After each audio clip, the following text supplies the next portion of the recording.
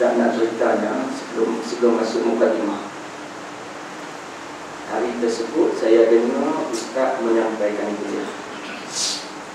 Dalam kuliah tersebut dia cerita tentang di antara tanda-tanda orang yang hampir dengan mati. Jadi biasalah benda tu, kita pun selalulah dengar dan sebagainya. Cuma dia kata kalau ada tanda yang ni, maksudnya orang tadi dengan kematian sangat-sangat dekat. Kalau pagi mungkin tak sempat sampai ke petang. Kalau petang mungkin tak sempat sampai ke malam. Kalau malam mungkin tengah lengah. Sebut itu. Saya pun matilah. Lek ni tak nak dengar lagi. Dia kata apabila diberikan salam, kita rasa berat nak jawab. Itu tanda. Apabila diberikan salam, dia rasa berat nak jawab. Kalau jawab pun bunyi ikut dalam. Salam. Orang ibu ni. Itu tanda dia tu. Jadi saya tengok nampak sihat elok. Jadi saya bimbang. Sebab ini pertemuan kali pertama kita. Dan kita tak tahu siapa nak pergi dulu, saya tak tahu. Mungkin tuan-tuan, mungkin saya. Tapi kalau boleh, tuan-tuan dulu lah. Kalau boleh. Ini nak try sekali lagi lah, nak tengok mana ada tanda tadi. Boleh? Boleh. Assalamualaikum warahmatullahi wabarakatuh. Waalaikumsalam warahmatullahi wabarakatuh. Aku mandi dulu. Aku takut berani sangat. Baik. Bismillahirrahmanirrahim. Alhamdulillahi rabbil alamin. Nahmaduhu wa nasta'inuhu wa nastahdihi wa nastaghfiruh. Wa na'udzu billahi min shururi anfusina wa min sayyiati a'malina.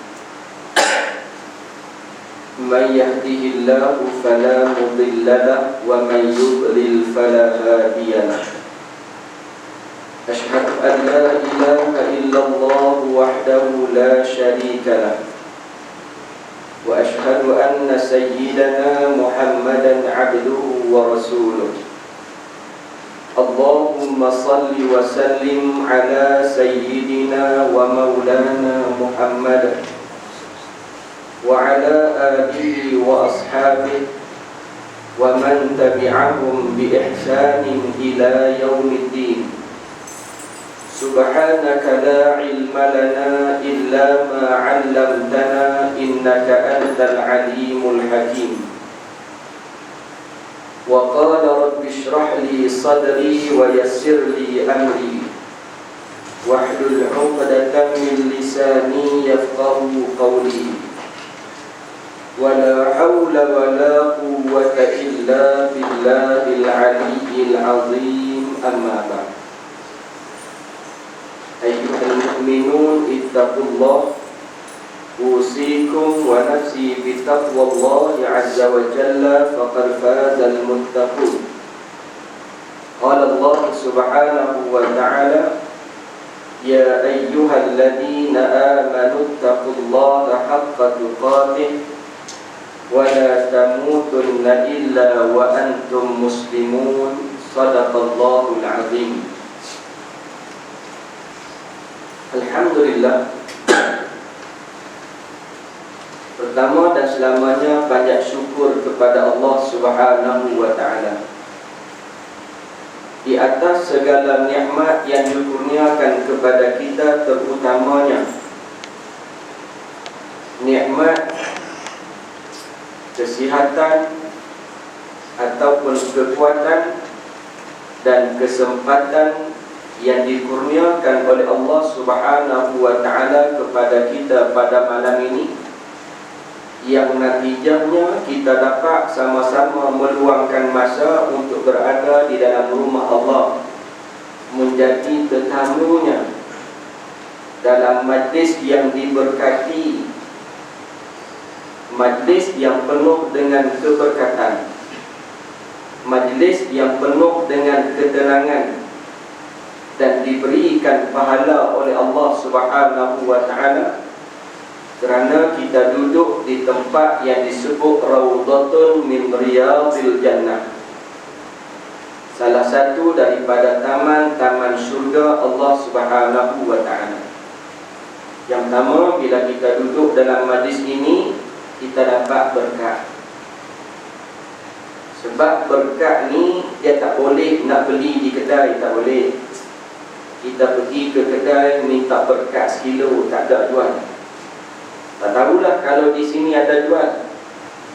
Kalau belah tempat saya, di kampung saya sendiri pun tak ada jual berkat.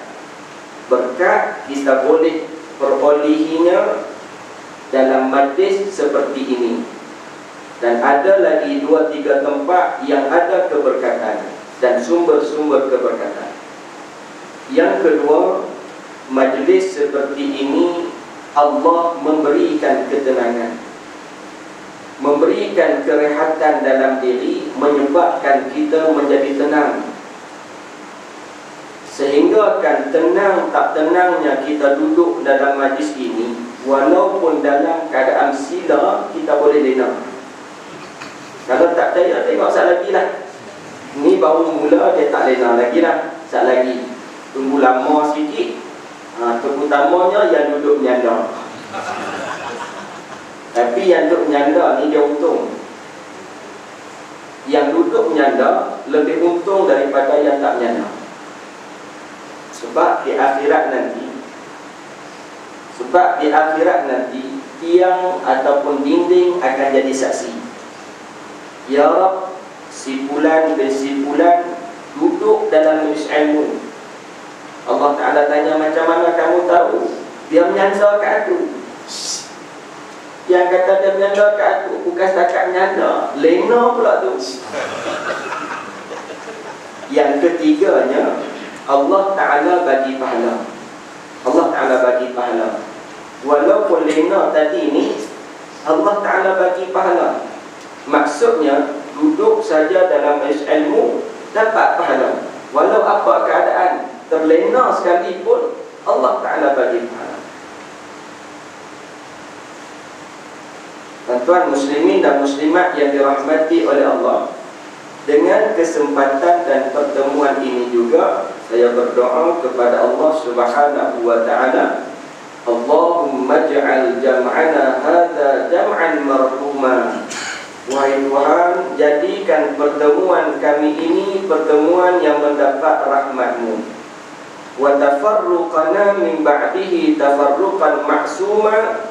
Jadikan perpisahan kami selepas ini perpisahan yang terhindar daripada dosa. Qul amin. Ini pun salah satu tanda tak? Tapi tak nak ulang. Sebab kalau ulang banyak kali, dia jadi sungguh.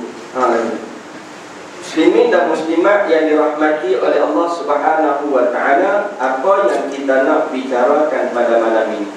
Wallahu a'lam, saya pun tidak diberikan tajuk yang khusus. Mungkin kita berada pada awal tahun Hijriah ini 1438. Betul ke? Betul? Sungguh? Macam tak confident je. 1438 Hijrah. Berapa Muharram? Sudah.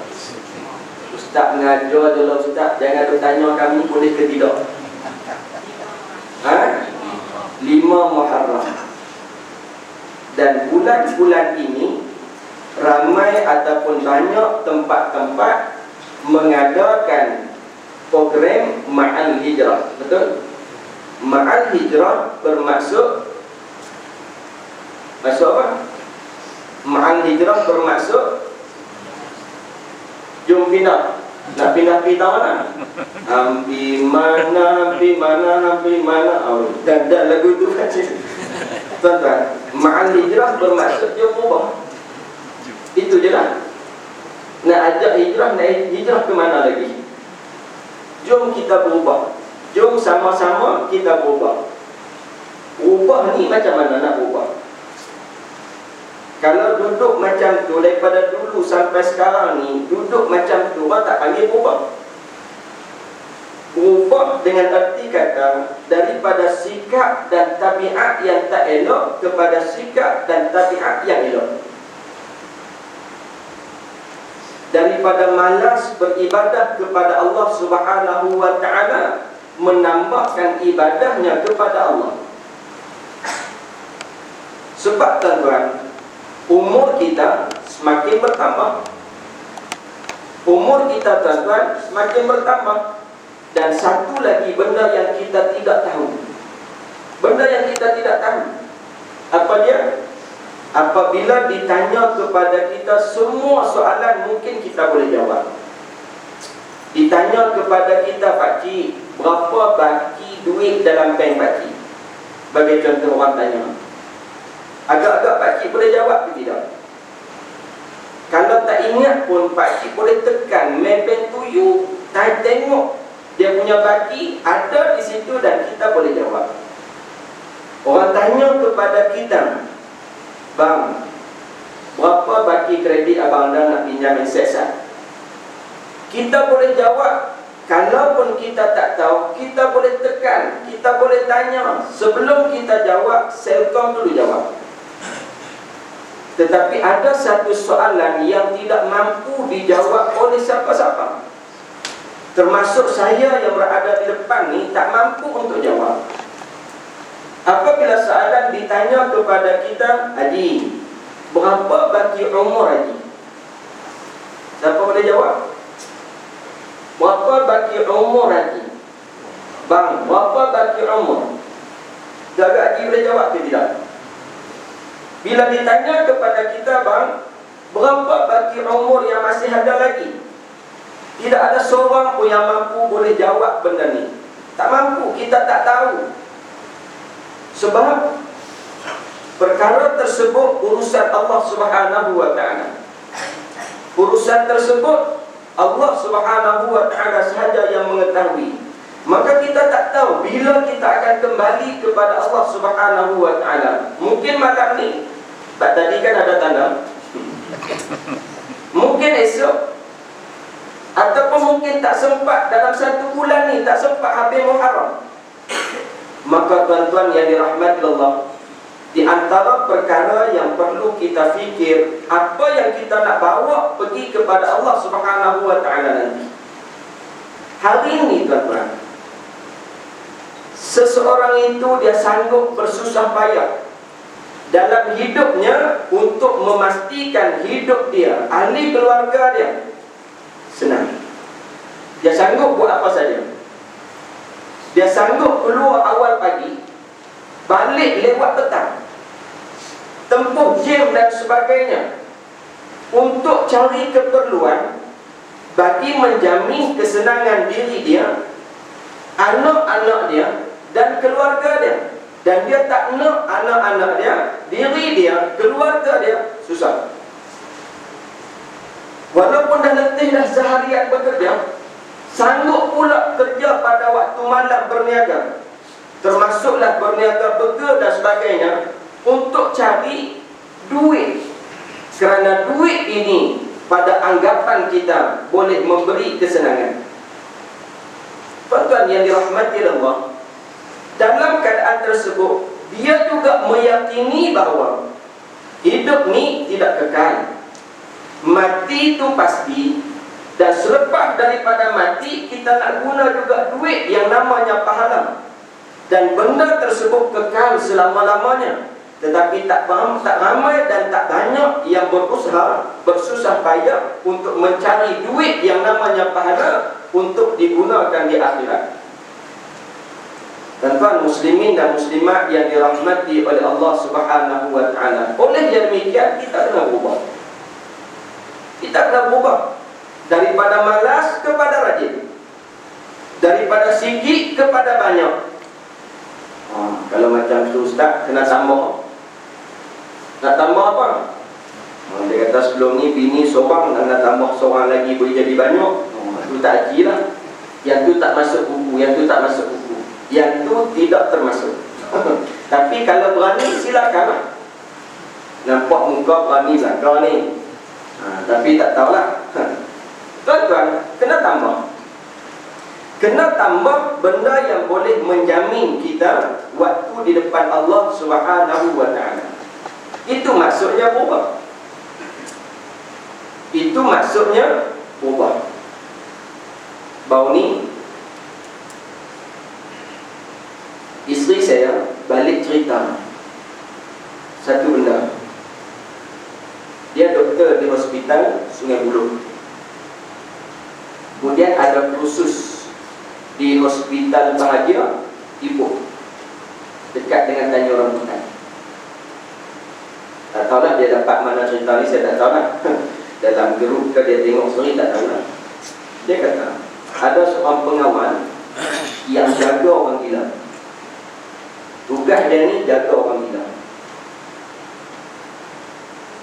2 jam, 3 jam sekali dia akan pusing bilik untuk tengok orang gila buat apa.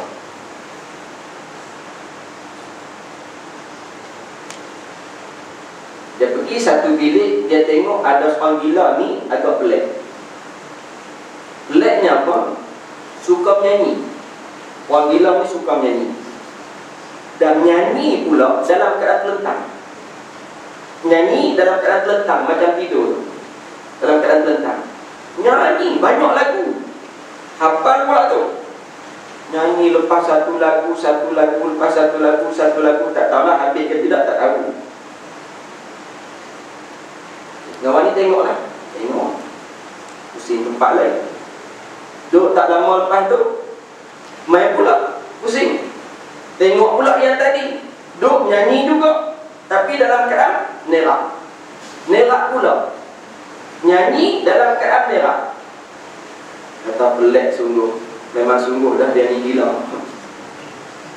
Tak apalah, pusing lagi. Pusing, main pula tempat tadi.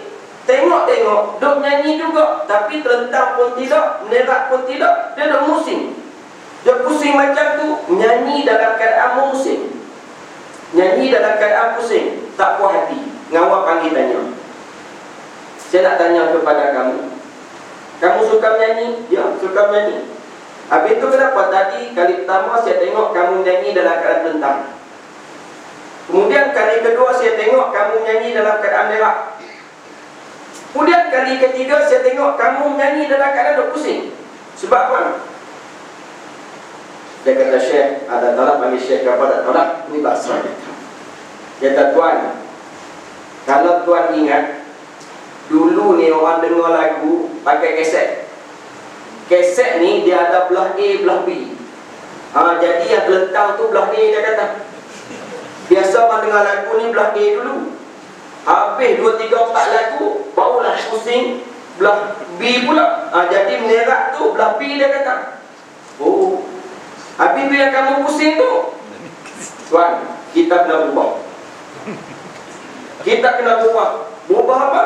Sekarang ni orang tak guna dah kaset. A ke B orang tak guna dah kaset. Lah ni orang guna CD. CD musing. Jadi dia kata kita pun kena musing. Berubah. Nak cerita orang gila pun boleh berubah. Kalau tuan-tuan tak boleh berubah ke arah yang lebih baik, maknanya daripada kaset kepada CD, ke arah yang lebih baik, maksudnya tuan-tuan gila daripada orang gila tadi. Muslimin dan muslimat yang dirahmati oleh Allah Subhanahu wa ta'ala, maka hijrah erti mudahnya dia berubah. Dia berubah. Kemudian tuan-tuan yang dirahmati oleh Allah Subhanahu wa ta'ala, kenapa kita sambut pada bulan Muharram? Kenapa kita sambut dalam bulan Muharram?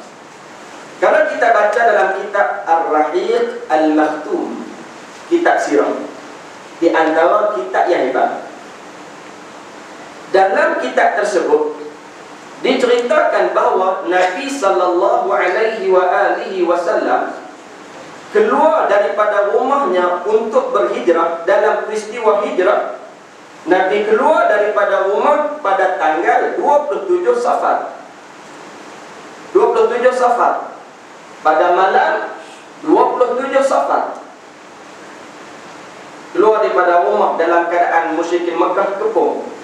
Rumah Nabi SAW digantikan tempat baring Nabi dengan Sayyidina Ali radhiyallahu ta'ala anhu. Keluar keluar daripada rumah menuju rumah Sayyidina Abi Bakar As-Siddiq radhiyallahu ta'ala. Menuju ke satu tempat yang namanya Gua Sur. Gua Sur ni tuan-tuan Allah, satu tempat yang sangat-sangat tinggi.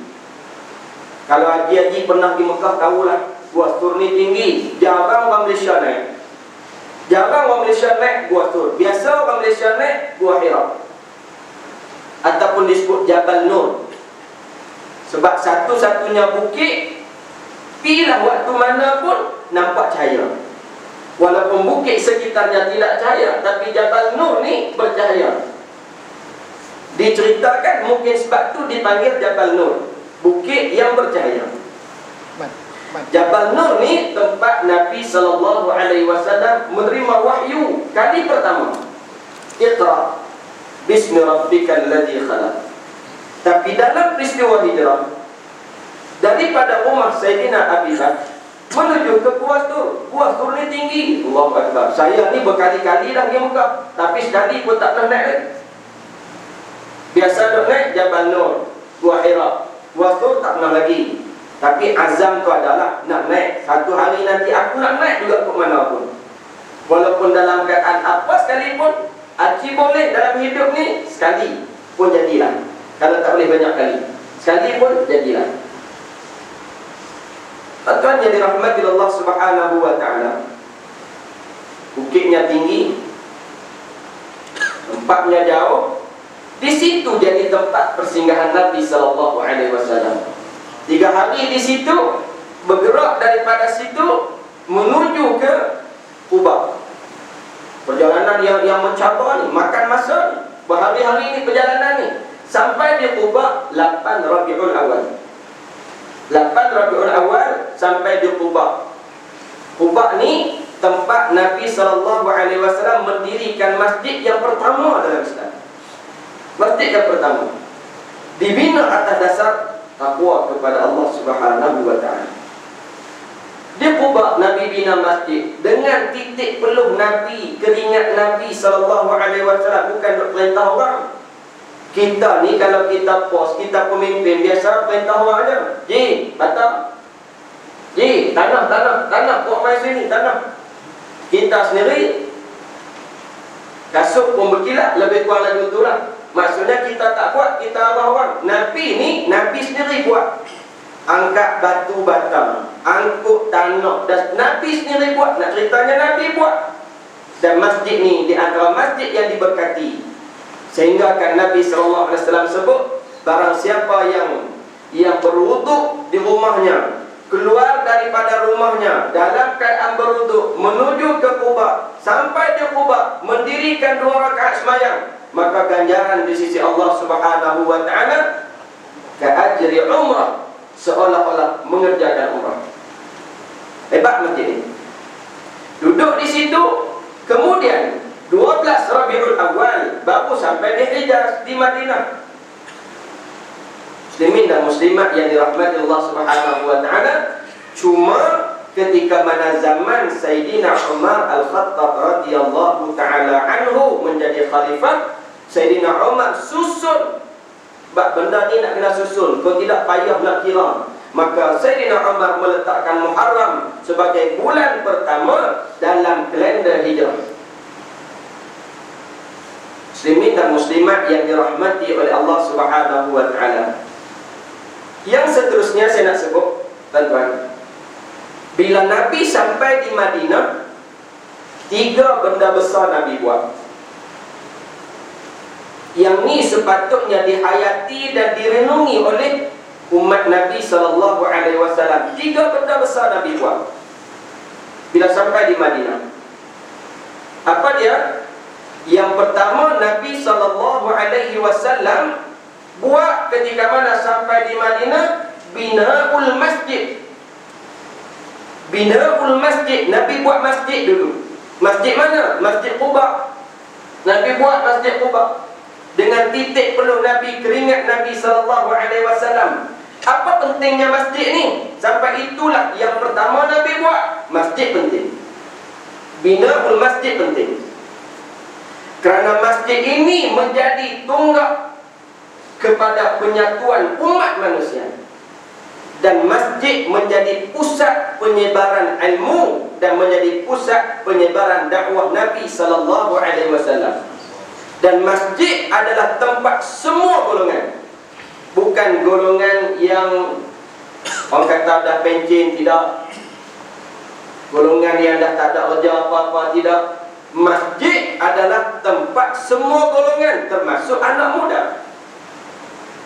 Maka tuan-tuan yang dirahmati Allah Subhanahu wa taala, kalau kita pegang masjid, kalau kita pegang surau, kalau kita pegang musalla, tempat ibadah, jangan jadikan ianya sebagai satu tempat semayang semata-mata, tetapi ceriakan ianya dengan berbagai aktiviti melibatkan orang muda. Saya sebut macam ni tuan-tuan sebab tak banyak yang muda. Yang macam saya lah, saya muda lagi. Saya ni muda lagi. Kalau tengok tu macam umur 21, betul tak? Kalau tuan-tuan ampun lah, tuan-tuan nampak macam 21. Tapi umur banyak lah ni. Tapi walaupun banyak, rasanya saya paling muda. Saya dapat pendidikan awal, tuan-tuan, saya orang Kedah. Saya dapat pendidikan awal di Memali, tempat Asy-Syahid Ustaz Ibrahim Dibir.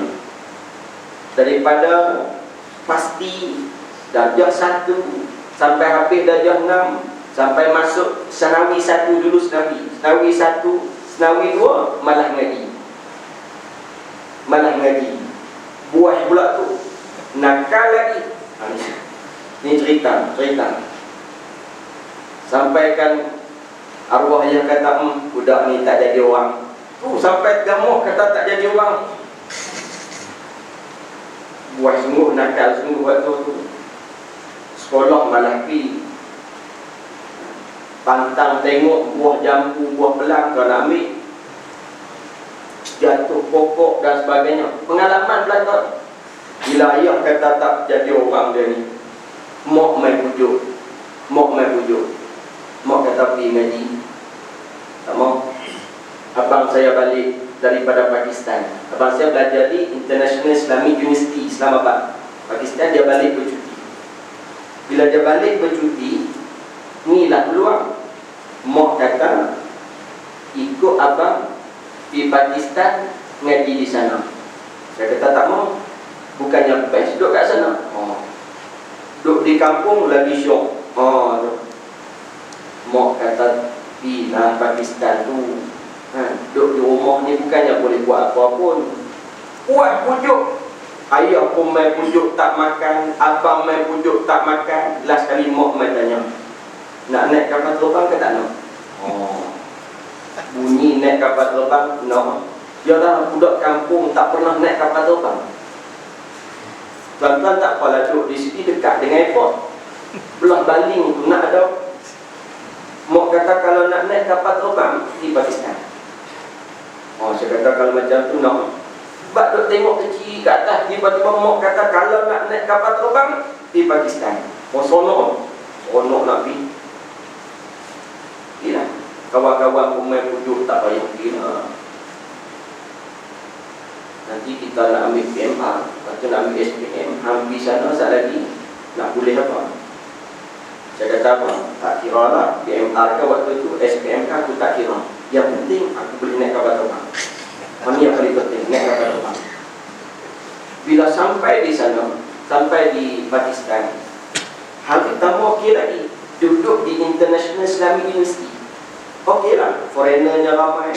Orang Arab ada, Afrika ada, ramai orang. Saya ingatkan itulah tempat saya. Kusangkakan panas sampai ke petang. Rupanya hujan di tengah. Bukannya tempat saya di situ. 2 hari lepas tu abang kata siap. Siap apa pula? Aku nak hantar Pak Ngaji. Di mana? Ada kata siap sudah. Siap baik pun mau naik bah. Bah pula di sana ya Allah. Bah Allah.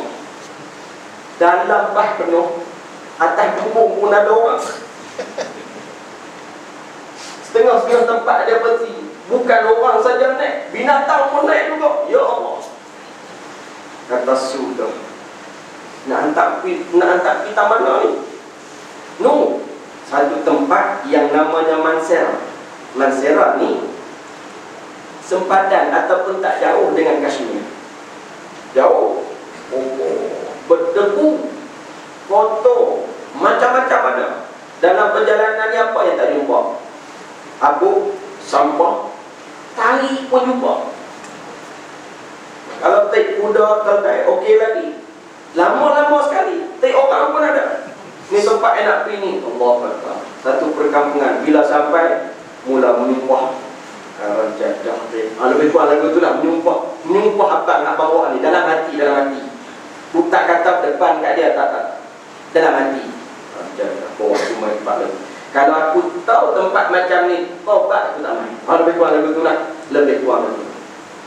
Ialah rumah, tuan-tuan, rumah dengan tanah. Dinding rumah tu tanah. Atap tanah. Lantai tanah. Masuk rumah pakai kasut. Nak tidur atas katil yang ikat dengan tali. Nak kena lapik dulu. Kalau tak lapik, berbekas belakang ni. Kata Allah, kalau aku tahu macam ni, taubat aku tak main. Duduk kampung lagi syok. Okeylah. Hari pertama dah rasa gitulah. Waktu tu orang Malaysia ada 2 orang. Orang Perak seorang, orang belah kita pun ni seorang. Saya jadi 3. Abang saya kata, duduk kat sini lah, kawan dengan mereka ni. Aku nak balik ni, sambung pengajian. Sudah. Esok pergi masuk kelas. Kelas di mana? Di masjid. Mana Pak? Kelas di mana? Di masjid. Masjid tepi tu kelas. Ya Allah, kelas macam ni ya. Susun kursi kot tidur. Buat bulat kelas, ada 2-3 kelas. Tak ada dinding lah. Bulat gitu. Okey lagi lah tengok kelas. Tak apa dah. Sekali guru masuk. Bila guru masuk, ni jadi takut. Tengok guru pun dah gerung dah tuan-tuan. Gerung semua. Tengok guru ni. Mau tak gerung? Sebidik macam kingkok. Dengan badannya besar.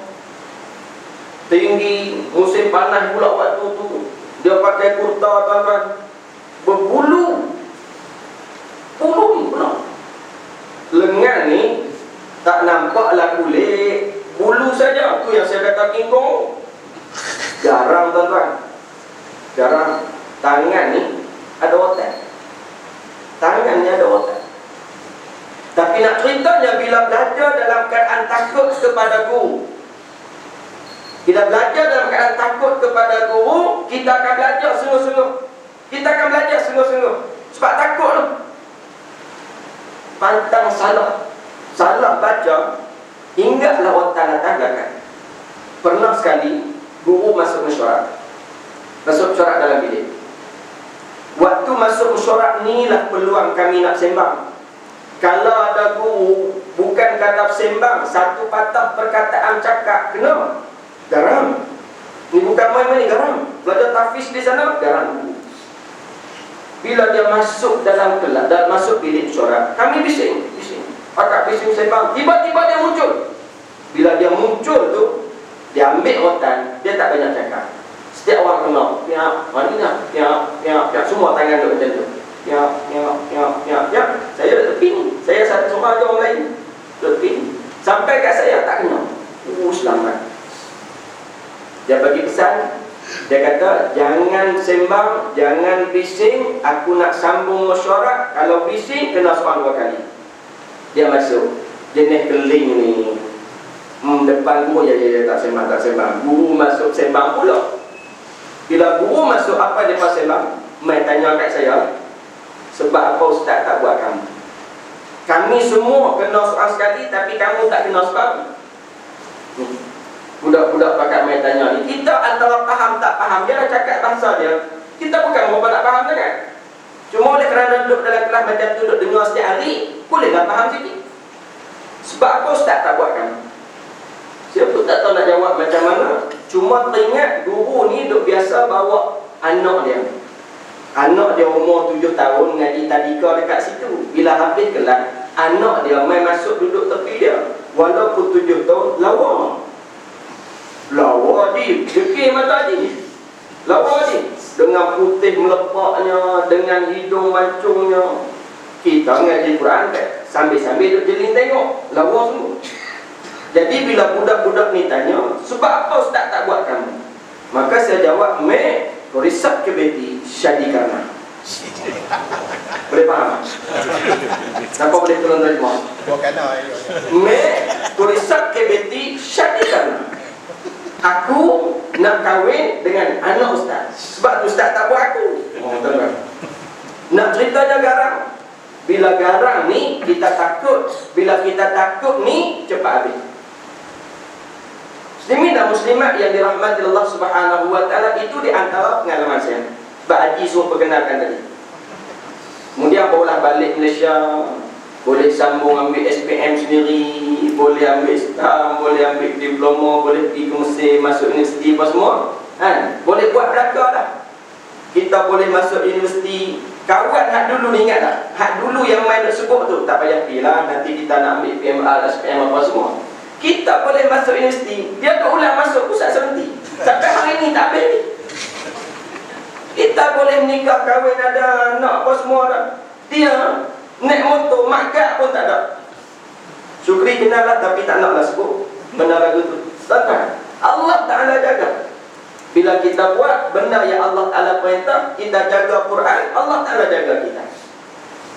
Nak ceritanya Nabi SAW ketika mana sampai di Madinah, yang pertama Nabi buat binaul masjid. Masjid, tuan-tuan, ada kelas. Baru ni bulan lepas saya ke Sri Lanka. Di tengah-tengah bandar Colombo tu, tuan-tuan, ada satu masjid 5 tingkat. Masjid 5 tingkat. Cantik masjid. Kita pun selfie ambil gambar lah. Tak ada orang nak tolong ambil gambar selfie. Tak mujuk lah ada jenis selfie lah ni. Nak tunjuk ke orang. Jumpa masuk masjid nak sembahyang, kita tak pakai kopiah. Duk biasa sembahyang pakai kopiah. Masuk masjid tu kopiah tak ada. Tiba-tiba tengok macam raga bawang. Siapa fikir, apalah mereka duduk letak raga bawang kat sini. Warna hijau ada, warna kuning ada, warna biru ada, warna oranye. Warna oranye tak ada. Warna oranye tak ada. Sungguh ni. Minta maaf. Ni tak ada kaitan, tuan-tuan, saya minta maaf, tuan-tuan. Yang ada warna hijau, warna kuning, adalah 2-3 warna lagi. Cuma yang saya ingat oranye tak ada. Saya ambil satu raga bawang. Tiba-tiba saya tengok orang masuk pakai ambil pakai. Depa ni pakai raga bawang. Rupanya bukan raga bawang, kopiah. Tapi kalau kita tengok sepiti macam raga bawang, memang plastik tu. Tuan-tuan, saya pun duk cari nak beli buat balik kat rumah kita ni, tapi tak ada. Kalau buat balik sini pasal pakai bubur bawang belakang, dia tak jadi kopiah. Tuan-tuan, Nabi buat masjid, binaul masjid. Kenapa bina masjid? Sebab masjid ni penting. Masjid ni penting. Ada kelas tahfiz di Pakistan. Setiap masjid ada kelas tahfiz. Masjid mesti dihidupkan dengan ilmu. Setiap malam kena ada ilmu. Ini alhamdulillah kita tengok perkembangan di utara, di Selangor KL ni biasalah. Setiap malam belah-belah sini pun dah hidup dah. Tuan-tuan, majlis ilmu tadi biar mesra anak muda sikit. Biar anak muda pun jadi seronok nak main. Bukan satu tempat untuk orang-orang tua saja, tapi masjid ni tempat kita bersama. Tuan-tuan muslimin dan muslimat yang dirahmati Allah Subhanahu wa taala, satu lagi benda yang saya tertarik, tuan-tuan. Bulan lepas juga, sebelum saya ke Sri Lanka, saya ke UK. Selain daripada London, saya pergi ke Manchester United. Di tengah-tengah bandar Manchester United ni ada satu masjid. Masjid ni dulunya gereja, kemudian bertukar menjadi masjid dan diletakkan signboard di tengah-tengah bandar tu. Signboard menuju ke masjid tersebut.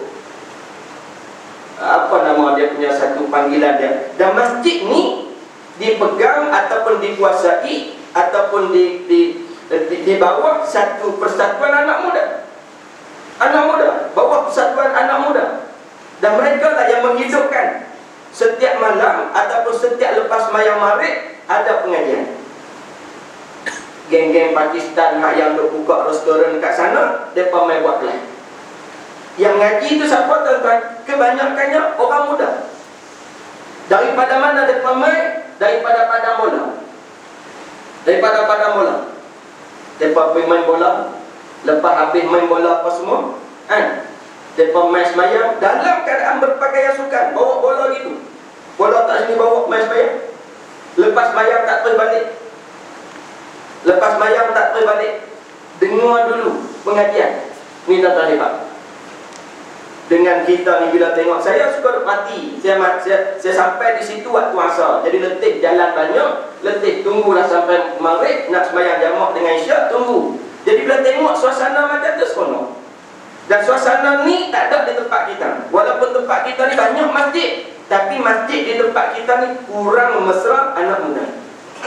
Muslimin dan muslimat yang dirahmati Allah Subhanahu wa taala, maka inilah peranan ahli jawatan kuasa. Macam mana nak tarik anak muda untuk datang sama-sama, kerana kamilah yang akan mewarisi tuan-tuan lepas tak ada nanti. Kami. Kalaulah hari ni kita tengok anak-anak kita yang seusia sebaya dengan saya ni tak ada di tempat ni, kebanyakannya duduk di jalan-jalan raya. Bayangkan 10 tahun lagi. Bayangkan 10 tahun lagi. Muslimin dan muslimat yang dirahmati Allah Subhanahu wa taala, binaul masjid, mendirikan masjid ataupun mengimarahkan rumah Allah Subhanahu wa taala. Biar kita rajin menjadi tetamu di rumah Allah taala ni waktu kita hidup. Sekurang-kurangnya lepas kita mati nanti, kita juga akan jadi tetamu Allah di mahsyar. Orang yang tak nak jadi tetamu Allah, tak nak datang rumah Allah Subhanahu wa taala, tidak bertamu di rumah Allah, jangan harap menjadi tetamu Allah di mahsyar. Tetamu dengan maksud dilayan oleh Allah Subhanahu wa taala. Yang kedua, benda besar Nabi buat, at-ta'akhi bainal muhajirin wal ansar. Nabi SAW mempersaudarakan di antara kaum muhajirin dengan ansar, dengan golongan muhajirin dan ansar.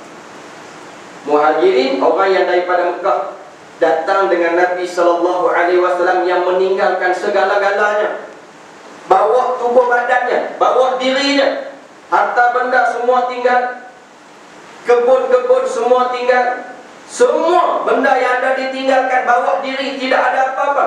Disambut oleh kaum Ansar ataupun golongan Ansar. Nabi mempersaudarakan mereka, diikat dengan satu ikatan akidah dan iman.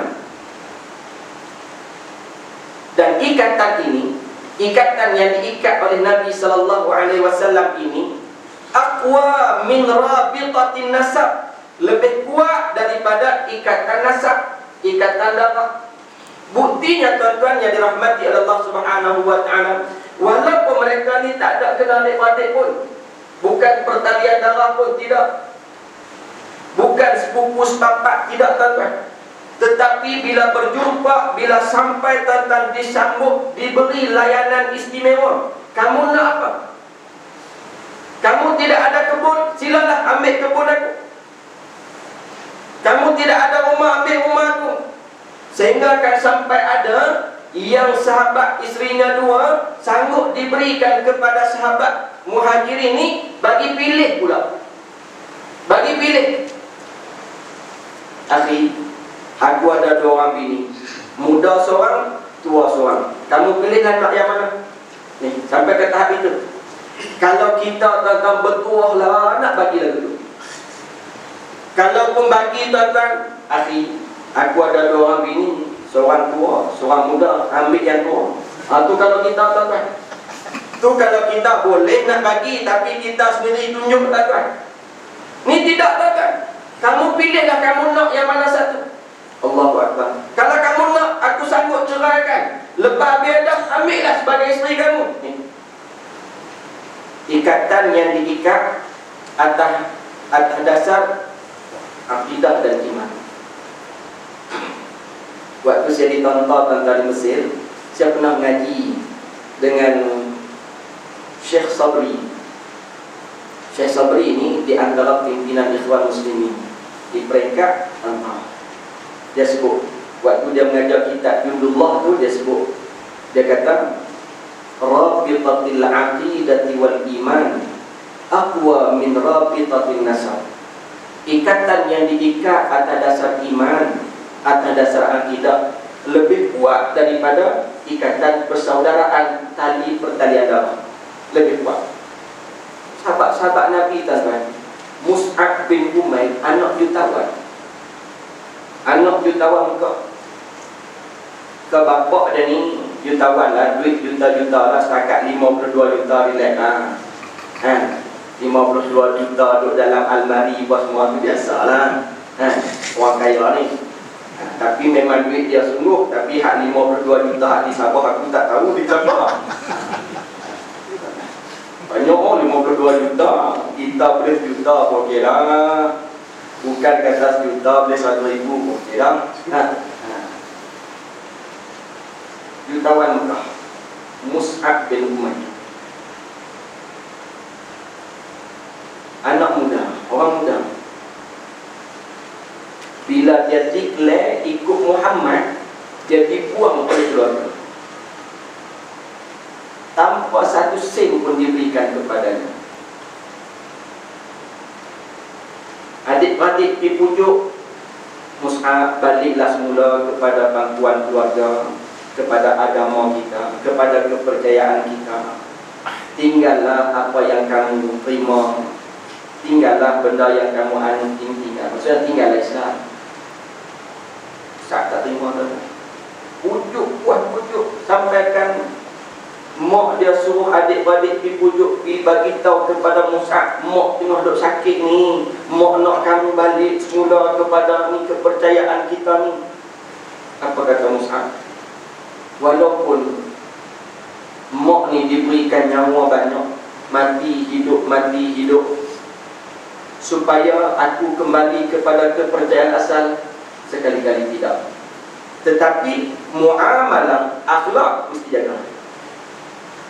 Bab agama tidak ada kompromi, tuan-tuan. Bab agama tidak ada kompromi. Orang Islam mesti bertegas dengan agama. Orang Islam mesti bertegas dengan prinsip. Orang Islam mesti bertegas dengan dasar agama.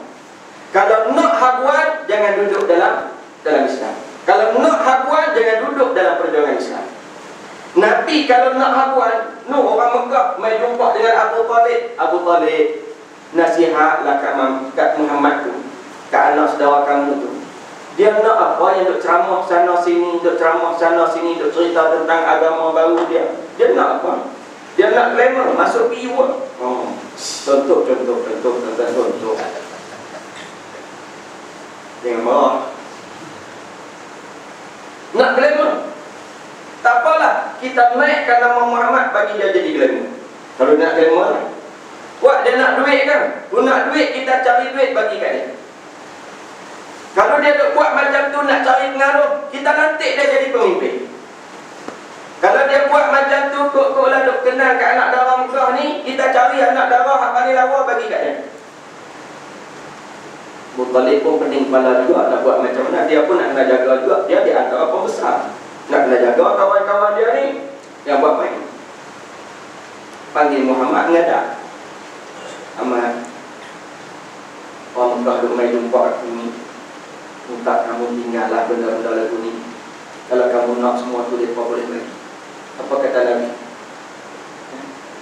Kalaulah matahari, bulan berada di tangan aku ni, maksudnya apa tuan-tuan? Kalaulah dunia dan segala isi dunia ni diberikan kepada aku, dikurniakan kepada aku, untuk semata-mata aku meninggalkan urusan agama aku ni, sekali-kali tidak. Wallahi, sekali-kali tidak. La wada'a asy-syamsa fi yamini wal qamara fi yasari ala an atruka hadzal amr. Kalaulah matahari di tangan kiri, bulan di tangan kanan aku, maksudnya kekuasaan apa sahaja dunia dan segala isi dunia diberikan kepada aku, untuk semata-mata aku tinggal urusan agama ni, sekali-kali tidak. Nabi bertegas. Ini ketegasan di atas prinsip agama. Muslimin dan muslimat yang dirahmati Allah Subhanahu wa taala. Sayang umat Islam hari ini dia jadi tak apa nak tegas. Dia jadi tak apa nak berani, takut orang tak mau kawan, takut orang lari dan sebagainya. Tapi kalau Maulidur Rasul, dia selawat paling kuat. Oh, belakang Maulidur Rasul jangan buat main tuan-tuan. Dengan baju Melayu sampingnya tuan-tuan pakai songkok kan. Lawak daripada pukul 11 pagi sampai pukul 12. Daripada satu masjid ke satu masjid bariah yang lain. Pukul 12 ada jamuan makan. Lawak semangat ni, sallallahu ala Muhammad. Ni naik urat hijau. Urat hijau tuan-tuan, urat hijau. Naik urat hijau. Tuan-tuan hijau, kalau naik urat hijau maksudnya semangat ada betul ya. Naik urat hijau. Sampai pukul 12 lawak, sampai pukul 12. Kemudian ada jamuan makan, seekor lembu tumbang. Semangat ni, berpeluk ni tak payah cerita lah. Menitik tak. Lah. Habis makan, pukul 1 lebih kurang habis makan, pukul 12 habis makan. Yang tadi penuh semua pakat balik. Pukul 1 suku masuk Zuhur, Tok Bilal azan. Yang tinggal satu sah pun tak ada. Kamu ikut sama. Kamu ikut Nabi. Nabi sangat-sangat menitik berat soal solat berjamaah. Nabi sebut, kalaulah umat aku mengetahui betapa besarnya ganjaran orang yang solat berjamaah, nescaya dalam keadaan merangkak pun dia akan datang untuk solat berjamaah. Tiba-tiba kita ada selawat kuat ni, tak solat berjamaah. Kan pelik. We love Muhammad, I love Rasul.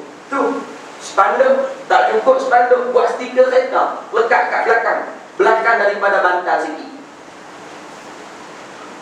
Tahu? Supaya maaf tak ada orang. Sedangkan itulah di antara sunnah besar, solat berjamaah. Kita sakit kaki sikit ya. Salah lagi. Buat siapa? Kaki bengkak. Kaki bengkak kita bukan sebab semayang. Nabi pun bengkak juga kaki. Nabi SAW pernah bengkak kaki sebab solat. Aisyah tengok Nabi solat malam ni, Nabi sungguh-sungguh solat malam ni sampai bengkak kaki. Aisyah tanya, ya Rasulullah, kamu kan dah maksum dah daripada dosa. Yang kamu bersungguh sangat semayang ni sebab apa? Bukan semayang wajib pun, semayang sunat. Nabi kata apa? Afala akuna abdan syakura. Aku nak buktikan kepada Allah, aku ni hamba yang bersyukur. Hamba yang bersyukur. Tuan-tuan, kita bengkak juga kaki, tapi bukan sebab semayang, sebab gaul. Lain macam kaki pakcik, kena gaul. Itu kita yang banyak dosa, tuan-tuan. Kita yang banyak dosa. Saya pernah satu kali, tuan-tuan, abang saya yang saya cerita tadi ni, dia pergi rumah saya di Rawang. Pas saya duduk di sana, bila adik-beradik kalau ke belah sana singgah rumah saya, abang saya pergi bawa seorang pakcik. Pakcik ni saya tak kenal, daripada Penang, dia daripada Penang. Sampai rumah, dia bagi tahu nak bermalam di rumah dan nak tumpangkan pakcik ni sekali. Tumpangkan pakcik ni di rumah. Tak ada masalah, sila, tak ada masalah. Rumah kita ada bilik tidur. Semua dia membisik, dia kata jaga-jaga sikit. Pakcik tu kaki ibu, kaki tak semayang. Sudah.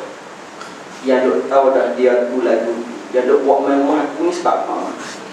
Mula geram lah, kita jadi geram lah. Duk tahu dah kawan tu macam tu. Yang duk buat main rumah kita ni sebab apa? Saya naik tidur atas, tuan-tuan. Naik tidur atas jadi rasa rasa tak sedap lah. Pakcik ni duk buat apa kat bawah tu tuan. Sat-sat jenguk tengok, sat-sat jenguk tengok. Rasa tak sedap. Mampu dia, aku nak tidur, boleh buat lah. Tidur. Esok ni dia panggil, tak, jom sembahyang. Pakcik ni pandai berlakon. Pakcik ni pandai berlakon. Macam lagu tak tahu abang-abang lah. Hati tak apalah, dah memang saya nak pergi sembahyang pun nak jadi imam, kita pun siap-siap. Jom lah, jom sembahyang. Sampai di surau, apalah, saya duduk kat tempat dia. Saya sembahyang sunat kat depan sekali lah, sebab saya nak jadi imam. Lepas habis sembahyang, yang mana pakcik ni tak ada. Kata memang sungguh dah pergi tak sembahyang. Tak apa, bertigaan. Naik duduk kat tempat Tok Imam, kita pun palinglah belakang lepas qomat ni. Biasa Tok Imam ni paling belakang, duduk betulkan saf. Jadi bila saya paling ke belakang, tengok ada seorang tua yang sedang merangkak untuk menuju ke depan. Cuba parti, siapa parti ni? Sedang duduk merangkak daripada belakang tu. Merangkak. Nak main duduk saf yang pertama ni.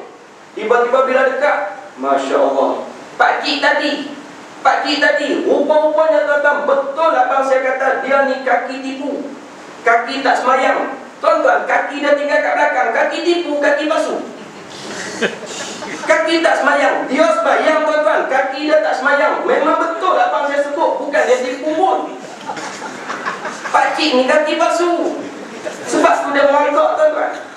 Allah Rabbi ya Karim, waktu tu mula jadi sebuah. Sebab kita duk anggap dia macam-macam, main tipu dan sebagainya tuan-tuan. Rupa-rupanya dialah yang sedang merangkak daripada belakang menuju ke depan, nak duduk saf yang pertama dalam keadaan tinggal kaki kat belakang, kaki palsu, kaki tipu. Allah Rabbi ya Karim, itulah kali pertama saya tengok orang yang datang salat berjamaah dalam keadaan merangkak. Kita tuan-tuan, ya Allah Ta'ala bagi kaki sihat elok, Allah Ta'ala bagi kesihatan elok tuan-tuan, Allah Ta'ala bagi kudrat kepada kita tuan-tuan, berbagai-bagai alasan untuk kita tidak menghadirkan diri salat berjamaah. Muslimin dan muslimat yang dirahmati Allah Subhanahu wa Ta'ala, nak ceritanya at-ta'akhi bainal muhajirin wal ansar. Nabi mempersaudarakan di antara muhajirin dan ansar. Kisah Mus'ab tadi tuan-tuan, walaupun dia anak jutawan, bila duduk dengan Nabi, apa pun dia tak dapat tuan-tuan. Sehingga kan tuan-tuan, walaupun dia mati dalam satu peperangan. Nak cerita betapa dia ni diuji oleh Allah Ta'ala, tidak mendapat apa-apa daripada keluarga dia, kerana semata-mata mempertahankan prinsip agama yang dipegang oleh dia, kepercayaan kepada Nabi SAW. Apa pun tak dapat. Waktu meninggalnya Mus'ab ni tuan-tuan, Nabi menangis. Kenapa Nabi menangis? Kerana tuan-tuan, nak tutup jasad dia tak cukup kain, sedangkan dia anak jutawan. Nak tutup jasad dia tidak ada kain, tak cukup kain. Tutup kaki nampak kepala, tarik main kepala nampak kaki. Nabi menangis. Muslimin dan muslimat yang dirahmati Allah Subhanahu wa Ta'ala, pertalian darah tuan-tuan tidak sekuat pertalian akidah dan iman. Kita kadang-kadang gaduh sebab gaduh ke tanah tuan-tuan, bukan dengan orang lain, dengan adik-adik. Kita gaduh sebab duit tuan-tuan, bukan dengan orang lain, dengan adik-adik.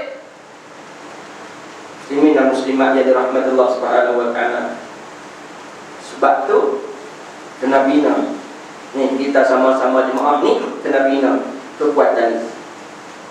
Dan yang ketiga ataupun yang terakhir Nabi buat, di antara benda yang Nabi buat, benda besar Nabi buat bila sampai di Madinah, Nabi lakarkan piagam Madinah ataupun perlembagaan untuk mengatur dan menyusun kehidupan umat manusia.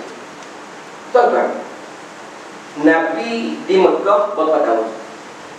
Selepas kebangkitan menjadi Rasul, Nabi terima wahyu yang pertama, dilantik menjadi Rasul. Selepas daripada dilantik menjadi Rasul, Nabi duduk di Mekah sebelum hijrah ke Madinah berapa tahun? Berapa tahun Nabi di Mekah? 13 tahun. 13 tahun. Di Mekah ni tuan-tuan, Nabi boleh nak semayang lah. Tak ada orang kacau Nabi nak semayang. Kamu nak zikir, silakan zikir, tidak ada orang ganggu. Kalau kamu nak zikir, nak baca Quran, bacalah, jangan kuat-kuat sangat.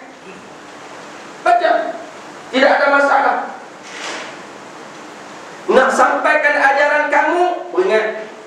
Nabi bukan tak sampaikan, Nabi tetap sampaikan, walaupun dapat macam-macam ujian. Kerana Allah Ta'ala sebut dalam surah Az-Zariyat, di antara ayat-ayat yang terakhir, Allah Ta'ala ingatkan Nabi SAW,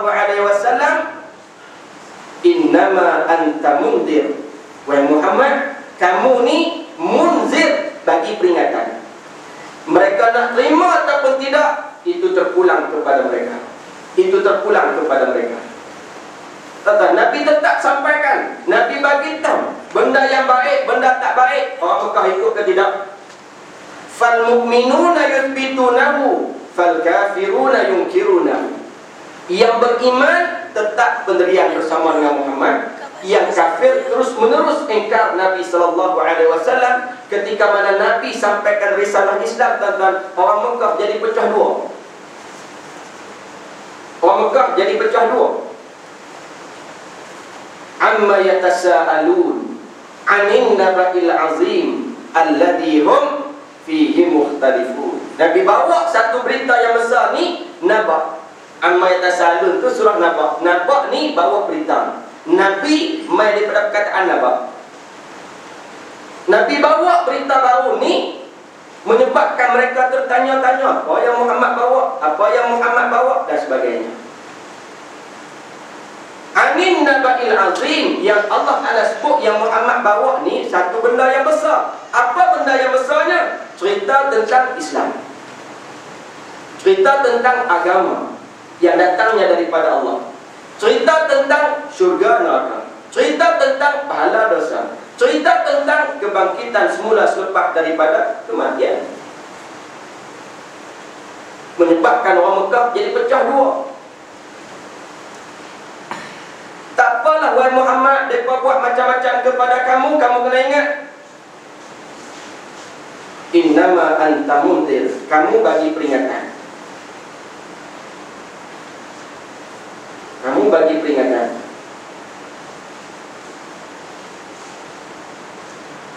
Tuan-tuan, sehingga kan Allah Ta'ala sebut dalam surah Al-Duha, walal akhiratu khairul laka minal ula. Wahai Muhammad, kamu kena ingat, kehidupan akhirat itu lebih penting daripada kehidupan dunia. Dunia ni memang orang akan buat macam-macam kepada kamu.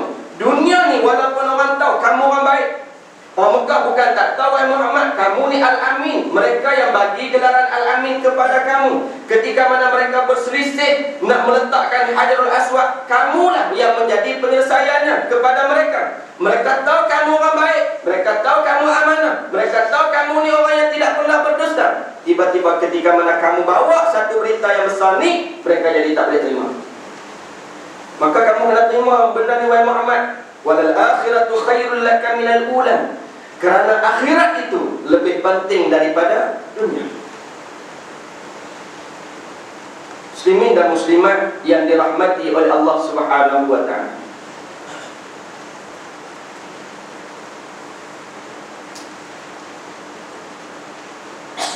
bila sebut ayat tadi, tuan-tuan, dalam surah An-Nazi'at juga, di antara ayat-ayat yang terakhir,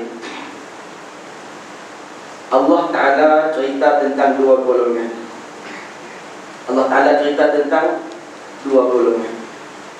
Apa ayatnya? Innama anta mundir, innama anta mundiru man yakhsha. Lagi? An-Nazi'at. Fa'amma man tawa. Sebelum ayat tu mana? فَإِذَا جَاءَتِ الطَّامَّةُ الْكُبْرَى يَوْمَ يَتَذَكَّرُ الْإِنسَانُ مَا سَعَى وَبُرِّزَتِ الْجَحِيمُ لِمَنْ يَرَى فَأَمَّا مَنْ طَغَى وَآثَرَ الْحَيَاةَ الدُّنْيَا فَإِنَّ الْجَحِيمَ هِيَ الْمَأْوَى وَأَمَّا مَنْ خَافَ مَقَامَ رَبِّهِ وَنَهَى النَّفْسَ عَنِ الْهَوَى فَإِنَّ الْجَنَّةَ هِيَ الْمَأْوَى. Dua golongan Allah Ta'ala cerita. Golongan yang pertama, yang ketika mana Allah Subhanahu wa ta'ala bangkitkan daripada kematian. Sebab Nabi cerita tentang kebangkitan selepas daripada kematian. Ada yang yakin, ada yang tak yakin. Macam kita hari ini lah, bila sebut tentang Islam, ada yang yakin, ada yang kurang yakin, ada yang tak berapa nak yakin, ada yang taradud dan sebagainya. Tuan-tuan, orang yang macam ni, ketika mana Allah Ta'ala bangkitkan nanti, Allah Ta'ala bangkitkan nanti, yauma yatadakkarul insanu ma sa'a. Dibangkitkan itu dalam keadaan Allah Ta'ala ingatkan semula apa yang mereka buat waktu mereka hidup. Allah Ta'ala ingatkan balik. Jadi orang yang tak yakin, Orang yang duduk ragu-ragu, dia akan ingat semua tu. Dia akan ingat semua tu, kesalahan itu. Yang berani buat dosa, yang berani langgar perintah Allah, dia akan ingat semua tu. Wa burrizatil jahimu liman yara. Lalu Allah Ta'ala akan paparkan di depan dia. Dia akan tengok benda-benda yang dia akan lalui. Dia akan lalui, Allah Ta'ala paparkan kepada dia. Lalu Allah Ta'ala sebut, فَأَمَّا مَنْ طَغَى وَآثَرَ الْحَيَاةَ الدُّنْيَا فَإِنَّ الْجَحِيمَ هِيَ الْمَأْوَى. Golongan yang pertama, yang waktu hidup dia tahu, dia tahu melampaui batas. Melampaui batas agama. Agama kata macam ni, Allah Ta'ala kata macam ni, dia buat macam ni. Allah Ta'ala kata setakat ni je, dia buat macam ni, tuan-tuan. Allah Ta'ala kata tutup aurat, dia dedahkan aurat. Allah Ta'ala kata jaga anak-anak, dia abaikan anak-anak. Ni orang perempuan. Jangan jadi orang yang melampaui batas. Maksudnya berani buat benda yang Allah Ta'ala tak bagi buat. Berani. Dia berani buat. Kadang-kadang orang perempuan dia tak perasan. Keluar rumah, tak kira lah nak beli ikan ke, nak jemur pakaian ke, dalam keadaan pakai t-shirt. Biasa kan? Tak payah mengaku, tak payah mengaku. Jangan mengaku. Keluar rumah dalam keadaan pakai t-shirt. Ni, pakai baju lengan pendek. Lengan nampak. Ni melampaui batas. Kerana Allah Ta'ala suruh tutup aurat ni. Lengan orang perempuan ni aurat. Tak sama macam lengan lelaki. Lengan lelaki tak apa, pakai t-shirt, pakai baju Melayu, lipat macam tu pun tak apa. Tak ada masalah sebab tangan kita ni bukan aurat. Tapi orang perempuan lengan ni aurat. Walaupun keluar nak jemur pakaian, kena ingat banyak mata yang melihat. Walaupun keluar rumah nak beli ikan, kena ingat banyak mata yang memandang. Ni tangan yang aurat ni. Allah Ta'ala suruh tutup, ramai yang tak tutup. Ni jenis melampaui batas. Allah Ta'ala suruh tutup tu sebab lengan orang perempuan ni lawa banding dengan lengan kita. Tambah lengan hak yang saya sebut Pakistan juga lagi. Lengan orang perempuan lawa. Allah Ta'ala suruh tutup kaki pakai stokin sebab betis orang perempuan lawa. Beza dengan betis orang lelaki. Walaupun ada bulu lawa juga. Kalau betis orang perempuan lawa. Asal kata perempuan lawa. Betis orang lelaki walaupun tak ada bulu, bunyi kata lelaki tak lawa. Dia cerita dia lagu tu. Sebab tu kalau orang perempuan pakai kain belah pakai baju kurung, ke kain tu belah sampai kat paha, jalan kiri kanan, orang tengok ke tak tengok? Bukan kata orang lain, saya pun tengok. Tak payah buat warak lah, saya pun tengok. Sebab betis orang perempuan. Tapi bayangkan haji ni tuan-tuan, main nak sembahyang maghrib, pakai kain plekat baju Melayu, kain plekat tadi belah sampai kat paha, jalan kiri kanan. Ada agak-agak, ada orang nak tengok. Bukan kata saya, muslimat pun tak tengok. Sebab apa? Betis lelaki. Orang lelaki main dengan baju Melayu, tak bubuh butang, tuan-tuan nampak dada. Ada kita nak tengok? Butang ada tapi tak jenis tak mau bubuh butang, duk buka dada ni. Ada kita nak tengok? Tak tengok. Tapi kalau orang perempuan buka dada, kita tengok ke tidak? Sebab dada orang perempuan lawa. Bukan tak ada dada orang lelaki macam orang perempuan, ada. Tapi kita tak tengok sebab dada lelaki. Kita tak tengok. Sebab tu Allah Ta'ala suruh tutup. Muslimin dan muslimat yang dirahmati Allah, jangan jadi golongan tara. Allah Ta'ala suruh perintahkan supaya laksanakan benda yang kami berikan kepada kamu, syariat. Buatlah. Asal kata kamu ni orang Islam, kena buat. Di antara cerita hijrah tuan-tuan, Nabi berhijrah sebab nak buat syariat. Di Mekah tak ada buat. Kalau tuan-tuan ingat, tuan-tuan perasan, kalau tuan-tuan kaji, cuba tuan-tuan tengok dalam perjalanan Nabi SAW, dalam peristiwa peristiwa Isra dan Mi'raj lagi jauh jika nak dibandingkan dengan perjalanan Nabi Mekah ke Madinah. Dalam peristiwa Isra dan Mi'raj, Nabi naik ke langit, tuan-tuan. Jauh, sangat-sangat jauh. Tujuannya nak ambil solat, nak ambil ibadah yang namanya solat. Perjalanan itu walaupun jauh, tuan-tuan, Allah Ta'ala sediakan satu kenderaan yang hebat yang namanya burak, satu kenderaan daripada syurga yang lajunya, tuan-tuan, sekelip mata sampai. Macam mana kenderaannya? Tak tahu. Kita tak tahu. Tak pernah tengok lagi. Burak tak pernah tengok. Beruk biasa. Sebab ada juga orang buat gambaran burak ni macam kuda ada sayap apa semua. Wallahualam, tak tahu. Depa tengok tak mana tak tahulah. Kita tak pernah tengok lagi, tak tahu burak tu macam mana. Tapi yang pastinya dia binatang tunggangan Nabi, binatang daripada syurga. Laju, tuan-tuan. Allah Ta'ala boleh sediakan burak untuk Nabi naik ke langit untuk ambil ibadah yang namanya solat, bawa balik mereka kita. Tuan-tuan, cuba tuan-tuan fikir, kenapa dalam peristiwa hijrah Nabi SAW ke Madinah yang perjalanannya lebih kurang 450 km, lebih kurang daripada Mekah ke Madinah, kenapa dalam peristiwa hijrah ni Allah Ta'ala tak sediakan burak kepada Nabi? Kan senang kalau Allah telah sediakan burak, Nabi duduk dalam rumah, Allah telah sediakan burak, sekelip mata sampai ke Madinah. Kan senang. Tak perlu nak panjat buah tur yang sangat-sangat tinggi. Tak perlu dah anak Sayyidina Abu Bakar, Asma binti Abi Bakar, ulang alik untuk hantar makanan kepada Nabi SAW dalam keadaan mengandung muslimat. Asma dalam keadaan mengandung.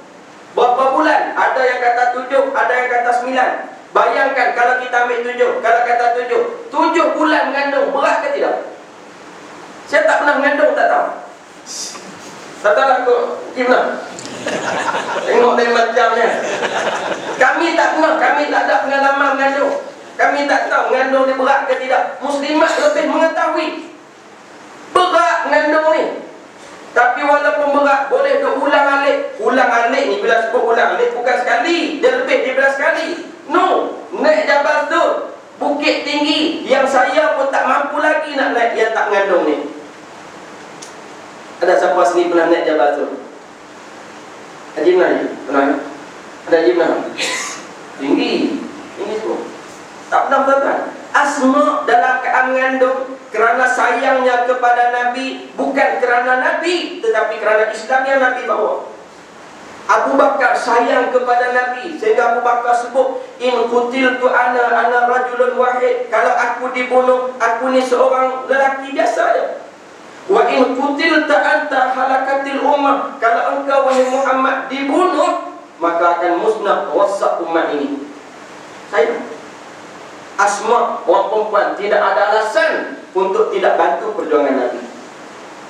Tuan-tuan muslimin dan muslimat yang dirahmati oleh Allah Subhanahu wa Ta'ala, kenapa dalam perjalanan hijrah ni yang daripada Mekah nak ke Madinah, yang macam-macam cabaran dan halangan tu, pasal apa Allah Ta'ala tak sediakan burak kepada Nabi? Cuba fikir. Adakah Allah Ta'ala tak mampu nak bagi burak? Allah Ta'ala Maha berkuasa. Sengaja Allah Ta'ala tak bagi burak kepada Nabi.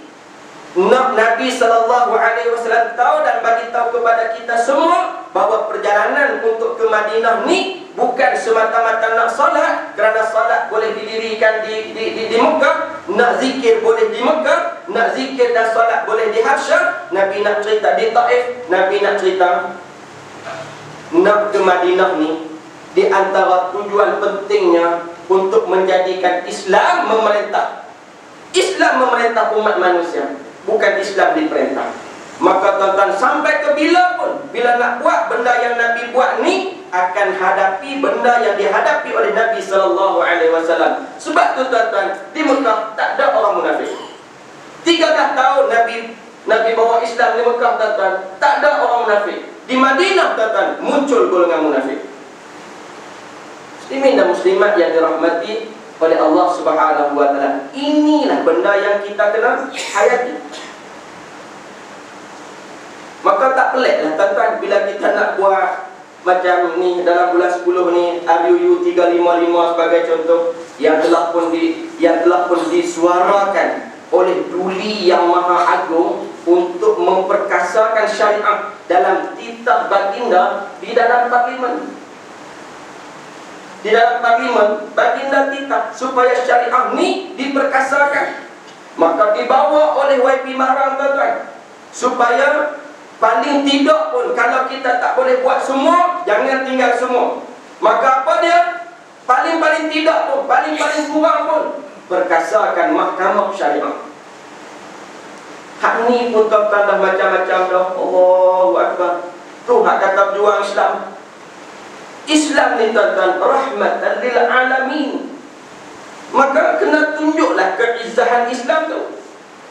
Ini tuan-tuan, mahkamah tinggi dengan mahkamah sivil dengan mahkamah syariah, mana lebih hebat? Mana lebih hebat tuan-tuan hari ini? Dari sudut kedudukannya, mana lebih hebat?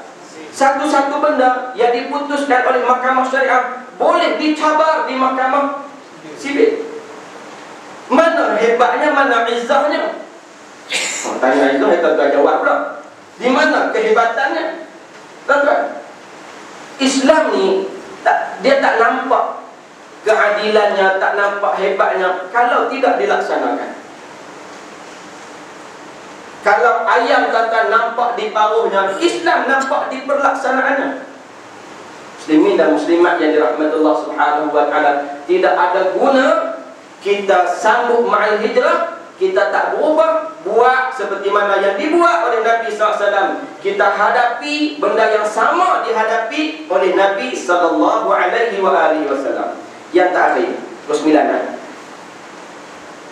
Yang terakhir tuan-tuan yang dirahmati Allah Subhanahu wa taala, kita duduk dalam bulan Muharram ni tuan-tuan, ada benda-benda penting yang kita kena buat.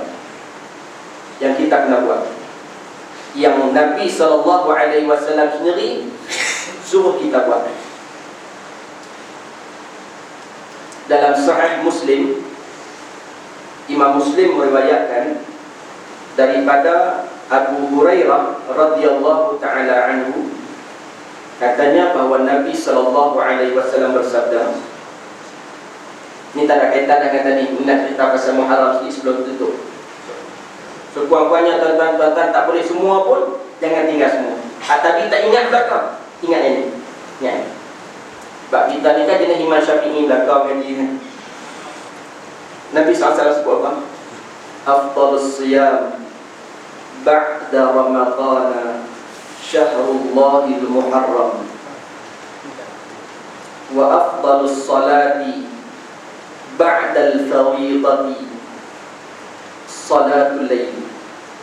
Nabi kata seafdal puasa selepas daripada puasa Ramadan, iaitulah puasa Muharram. Seafdal salat selepas salat fardu adalah salat malam. Niat sunat lah ni. Puasa Ramadan wajib, sembahyang 5 waktu wajib, niat sunat kan. Yang afdal di kalangan yang sunat, ni afdal. Tetap nak puasa. Bila kita nak puasa, anna Rasulullah sallallahu alaihi wasallam sama yauma Ashura wa amara bi siyamihi. Nabi sallallahu alaihi wasallam berpuasa pada hari Ashura, hari 10 Muharram. Wa amara bi siyamihi, lalu Nabi sallallahu alaihi wasallam perintahkan kita untuk puasa. Maksudnya kena puasa. Hak yang bangun malam tadi kena juga kena bangun malam. Kita ni tuan-tuan bangun malam biasanya bulan Ramadan, betul tak? Kita biasanya solat witir bila kita buat Ramadan. Tuan-tuan jangan. Solat sunat witir ni digalakkan kita buat, dituntut kita buat setiap malam. Dia tak sama macam tarawih. Tarawih ni hanya bulan Ramadan je. Bulan lain tak payah gagah rajin lah. Memang tak boleh buat. Kok Datuk Imam bincang dengan pengurusi, kita kena buat tarawih ni untuk meramaikan surau kita. seperti mana bulan-bulan Ramadan. Kalau tak ada tarawih ni orang jadi tak ramai. Kongsi kata sungguh juga. Habis tu siapa nak umum kepada ni jemaah ni? Kongsi kata imam lah. Imam orang percaya. Imam kata tak sanggup lah. Kongsi kata tak apa, kalau hang umum aku elang sikit. Boleh lah. Jadi tuan-tuan, kita akan sambung semula walaupun dah bulan Muharram ni. Kita nak buat solat tarawih. Satu orang kata apa? Gila dia. Orang kata gila tuan-tuan. Walaupun tu imam baca sedap, orang kata gila. Lebih gila daripada hak nyanyi pusing tadi tuan-tuan. Tapi tuan-tuan, witir ni amalan yang dituntut buat setiap malam. Tapi kita buat ke tidak? Kita buat ke tidak tuan-tuan? Alhamdulillah tuan-tuan buat. Salat malam kita buat tuan-tuan. Ataupun bangun awal sikit, mari sembahyang di surau. Mai sembahyang di surau. Mai sembahyang di surau. Bukan tak boleh nak sembahyang di rumah, boleh. Kalau ada bilik khas, senang tuan-tuan. Kita biasanya rumah kita ni tidak ada bilik khas untuk solat, tak ada. Biasa solat ni bilik tidur. Bilik tidur. Kalau bilik tidur kita tu okey, tak apa tuan-tuan. Kiblat pula menghadap ke belah sana, tak apa. Ini kiblat menghadap ke katil. Payah tuan-tuan. Kita bangun pukul 4 pagi nak sembahyang tahajud sebagai contoh. Ambil wuduk, mandi apa semua tuan-tuan, pakai jubah, berserban apa semua, pakai sejadah. Nak sembahyang tahajud ni. Baru nak angkat takbir Allah. Bini pun bangun goyang lagu tu tuan-tuan. Biasalah tidur, mana ada pakai jubah tidur, mana ada pakai lekong semayang waktu tidur. Biasa tidur pakai lagu mana? Ni, kembang. Dia buat lagu. Dia tak tahu kita nak semayang. Dia bangun menggeliat tuan-tuan. Kita nak angkat takbir Allah. Dia pun bangun tuan-tuan. Baru semula tak hati. Tak jadi nak semayang. Tak tenang. Maka mai semayang di surau. Semayang di masjid dan sebagainya. Kena bangun malam. Kena bangun malam. Wa bil ashabihum yastaghfirun. Di sepertiga malam bangun untuk beristighfar kepada Allah Subhanahu wa taala. Bangun solat malam, puasa. Kemudian Nabi SAW sebut dalam satu riwayat yang lain daripada Ibnu Abbas radhiyallahu taala anhu, yang tadi Nabi sebut tentang puasa hari yang ke-10. Sahabat Nabi SAW tanya, su'ila an siyami yaumi Ashura. Sahabat tanya, sahabat ni jenis sonok tanya. Pantang ada peluang duduk dengan Nabi ke nak tanya dia? Kan nak tanya dia. Ni jenis panggil sahabat. Maka bila tanya tentang puasa Ashura ni, Nabi kata yukaffirus sanatal madiyah. Allah Ta'ala akan ampunkan dosa setahun. Allahu Akbar. Kita ni kan banyak dosa makcik. Zaman-zaman muda pakai baju ramping kerengga dan sebagainya. Duk lepas rambut, jalan kiri kanan apa semua.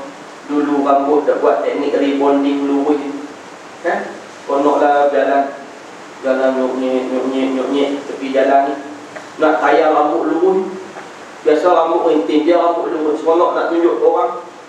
Selisih dengan Tok Imam. Tok Imam pun tajam buih dia rambut lawa. Kata Imam sini lah, Imam tempat lain. Rambut lawa. Dia kata biasalah Abang Imam. Oh lah ni bukan abang Imam. Lah ni Abang Bomba, I love you. Benda baru lah ni, Abang Bomba. Saya pun training nak jadi bomba. Mula-mula nak masuk PU, tak dia masuk bomba. Tuan-tuan, rambut lawa, rambut kia. Biasalah Abang Imam. Baru buat teknik rebonding. Oh, dia tak kata Imam. Imam pun datang. Oh, teknik rebonding. Rebonding tu lurus. Oh, lurus. Tu Imam pun hafal. Rebonding lurus. Tu Imam nak pergi sembahyang maghrib. Habis azan umat apa semua duduk tempat Imam ni. Rebondingkan tuan-tuan jenuh. Kawan nak guna perkataan baru ni. Makmum pula bengong datang apa pula Imam sebut ni. Luruskan saf. Oh, nak sebut luruskan saf tuan-tuan. Muslimin dan muslimat dirahmatullah. Allah Ta'ala yukaffirus sanatal madiyah. Allah ampun dosa setahun. Dosa kita banyak. Dosa sebelum nikah, dosa lepas nikah, dosa abaikan makcik gelap tapi lagi tuan-tuan. Macam-macam dosa yang kita buat tuan-tuan. Maka ambillah peluang untuk berpuasa. Bukan nak payah pun puasa. Nabi sebut lagi, la in baqitu ila qabilin la asumanna tasi'a. Nabi kata, sesungguhnya jika aku masih diberi umur yang panjang, nescaya aku akan berpuasa pada tanggal 9 Muharram. Sebab tak nak menyamai dengan orang Yahudi. Pernah satu ketika Nabi tengok orang Yahudi pun puasa juga. Sebab apa kamu puasa? Sebab narai Nabi Musa. Adalah kisah dia, narai Nabi Musa. Nabi kata kalau macam tu aku lebih afdal untuk berpuasa. Maka Nabi puasa pada hari yang ke-10. Nabi kata kalau aku mau panjang lagi, lepas ni aku nak puasa pada hari yang ke-9. Sebab tak nak sama dengan ikhwan. Maka tuan-tuan yang dirahmati Allah Subhanahu wa ta'ala, ambil peluang untuk berpuasa. Oleh kerana saya nak pesan untuk diri saya, dan nak pesan juga kat mak-mak, makcik semua ni, ayah-ayah semua ni, supaya kita sama-sama berpuasa insya-Allah pada hari yang ke-9 dan hari yang 10. Hari ni berapa? Hari 5, maknanya dalam 4 hari lagi lah. Nak puasa hari Isnin kami pun lagi boleh puasa hari Isnin pun. Isnin ni Nabi SAW sebut dzalika yaumun wulidtu fihi wa yaumun bu'ithtu au unzila alayya fihi. Nabi kata puasa Senin ni itulah hari aku dilahirkan dan diutuskan menjadi rasul dan diturunkan wahyu pertama kepada aku, kata Nabi sallallahu alaihi wasallam. Maka ambil peluang untuk rajin puasa. Kerana benda-benda sunat ni Allah Taala sebut dalam hadis kursi, yuqarribu ilayya bin nawafil. Hamba-hamba aku ni akan dekat kepadaku dengan amalan-amalan sunat. Jadi amalan sunat ni jangan kata sunat je, tuan-tuan. Takut nanti malu tuan-tuan depan Allah Ta'ala nanti. Allah Ta'ala timbang-timbang amalan kita ni. Tengok-tengok amalan wajib yang kita buat tak banyak tuan-tuan, kecuali mandi wajib je. Jenuh kita tuan-tuan. Amalan wajib yang lain tak banyak, mandi wajib je banyak tuan-tuan. Malu kita depan Allah Subhanahu wa ta'ala. Yang kedua, jangan amalkan benda-benda makruh. Benda-benda makruh jangan. Walaupun kita makruh buatkan dosa pun, tuan-tuan jangan anggap benda makruh ni tak dosa. Kita kena anggap benda makruh ni Allah Ta'ala benci. Kita pegang itu. Kalau kita pegang benda makruh ni tak dosa, sampai ke mati kita akan buat benda makruh. Kita kata benda makruh ni Allah Ta'ala benci. Maka bila Allah Ta'ala benci, jangan lazimi untuk buat. Sebab nanti ni kita nak balik kepada Allah. Bayangkan kita nak buat benda-benda yang Allah Ta'ala benci ni, tuan-tuan, kita nak balik ke depan Allah, takut-takut Allah Ta'ala benci kepada kita. Bukannya dosa pun, cuma Allah Ta'ala tak suka, benci. Allah Ta'ala tak suka. Jenuh tuan-tuan kita baliklah kadang Allah Ta'ala tak suka. Bayangkan gini je. Contoh. Haji ni pak mertua saya. Contoh. Haji ni pak mertua saya. Jadi tuan-tuan, saya kahwin dengan anak haji ni. Lama-lama sekali saya pun balik rumah pak. Ni contoh je lagi. Tapi contoh kalau duk sebut banyak kali tempat tu imam pula depan ni boleh jadi sungguh. Tapi kalau jadi sungguh pun apa salahnya? Ini contohlah, haji ni pak mertua saya tadi. Lama-lama sekali saya balik ke rumah pak mertua. Sampai rumah pak mertua ni tuan-tuan, saya sampai salam pun tidak. Sembang pun tidak, makan pun tak ajak, apa pun tidak. Dalam masa yang sama, saya tengok haji ni tuan-tuan, pak mertua saya ni duk layan menantu dia yang lain, sembang dengan anak-anak dia, ajak makan dan sebagainya. Apa perasaan saya? Sonok ke tidak balik rumah pak mertua lah kat kami? Tak sonok. Kalau jadi sungguhnya buat ada tu haji. Kalau jadi sungguh lah. Nak ceritanya nanti tu okeylah tuan-tuan, kita balik rumah pak mertua. Sekurang-kurangnya kita rasa hati ni, kita boleh start kereta balik semula ke rumah kita. Tapi kalau balik ke depan Allah Ta'ala nanti ni, dalam kerana Allah Ta'ala benci, waktu tu kita tengok hamba lain dapat rahmat dan kasih sayang, dapat naungan di mahsyar Allah Subhanahu wa Ta'ala, dapat minuman yang disediakan Allah, dalam keadaan kita ni tidak dilayan. Sonok ke tidak? Tak sonok. Waktu tu nak lari balik mana? Tak boleh. Maka tuan-tuan, jangan lazimi benda-benda yang dibenci oleh Allah. Kerana kita selalu berdoa, wa na'udzubika min sakhatika wa nar. Wahai Tuhan, aku minta berlindung daripada kemurkaan Kau. Cukup setakat itu tuan-tuan. Mudah-mudahan ada sedikit sebanyak kesalahan silap katakan pertama pertemuan ini tuan-tuan, saya mohon maaf. Yang baik itu daripada Allah, yang lemah yang kurang daripada kelemahan diri sendiri. Cuma tuan-tuan saya nak umum satu je. Sebab tadi waktu saya minum di mana tu, tak Syukri bawa, jumpa dengan seorang kawan tuan-tuan, lama dah tak jumpa. Dia pun kebetulan tengok saya, dia pun pasal Ustaz Zuddin, dia daripada Ipoh. Cuma ayah dia ada masuk hospital di sini, maka dia ulang mai sini. Dia ni tokai kopi. Tadi saya marah, dia kata dia tokai kopi, kopi biji kurma. White kopi biji kurma. Dia kata, entah ada bawa tak? Dia kata ada. Kita tanya tu sebab saya nak boleh nak rasa lah sebab duk kenal dia dalam Facebook apa semua ni ngaki sama. Dia di Damanhur, saya di Tantan, Mesir. Dia pakai kopi. Dia kata kalau macam tu, entah mana ikut apa. Kalau ada lain tak boleh jual. Saya kata tak apalah, dia kata nak ikut. Dia ada buka kat luar tu, saya tak pandai nak campaign, saya tak tahu. Dan tapi jumpa dia, dan tapi tengok, tanya kelebihan. Kopi biji kurma. Boleh ikut tu kan? Tetapi jumpa dia akan kat luar tu. Mudah-mudahan insya-Allah pertemuan ini mendapat rahmat dan kasih sayang Allah Subhanahu wa taala. Bismillahirrahmanirrahim. Allahumma ja'al jam'ana hadza jam'an marhuma. Wahai Tuhan, jadikan pertemuan kami ini pertemuan yang mendapat rahmat-Mu. Wa tafarruqana min ba'dihi tafarruqan ma'suma. Jadikan perpisahan kami selepas ini perpisahan yang terhindar daripada dosa. Allahumma zidna ilma warzuqna fahma. Wahai Tuhan, tambahkan ilmu dan rezekikan kefahaman kepada kami. Allahumma rzuqna ilman nafi'an ya karim. Wahai Tuhan, rezekikan ilmu yang bermanfaat kepada kami. Allahumma rabbana atina fid dunya hasanah. Wahai Tuhan, jadikan hidup kami di dunia ini baik.